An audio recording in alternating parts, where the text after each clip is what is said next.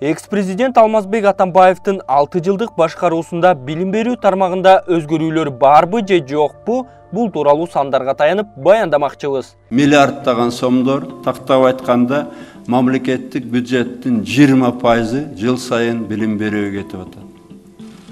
Мамлекеттик капчыктагы, казнадагы ар бир 5-нчи сом билим берүүгө кетип атат. Бир да өлкөдө мындай мамиле жок. Эл аралык Бириккен Улуттар уюмунун жарыялаган дүйнөлүк мамлекеттердин билим берүү рейтингинде Кыргызстан 2011 жылы 0,656 упай көрсөткүчүн алган.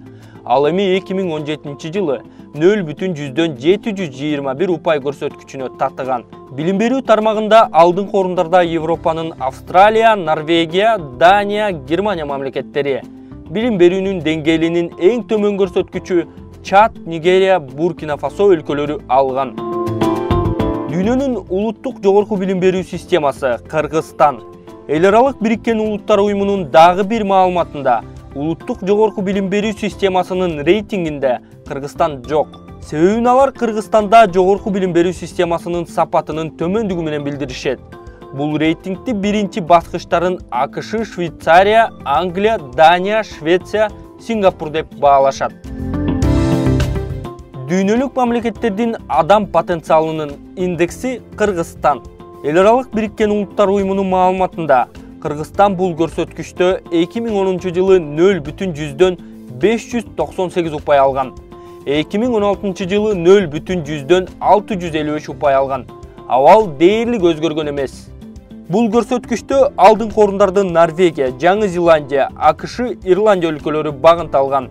Дүйнөлүк мамлекеттердин адам потенциалынын индексинин акыркы тизмесин Самоа, Сомали, Эритрея толуктаган. Дүйнө мамлекеттеринин бакубатчылыгынын деңгээли Кыргызстан. Эл аралык Бириккен Улуттар уюмунун изилдөөсүндө Кыргызстан дүйнө мамлекеттеринин бакубатчылыгынын деңгээлинин көрсөткүчүндө 2011 жылы 74 деген упай берилген, 2016 жылы 58 упай алган. Абал бир аз жакшыраак деген көрсөткүчтө.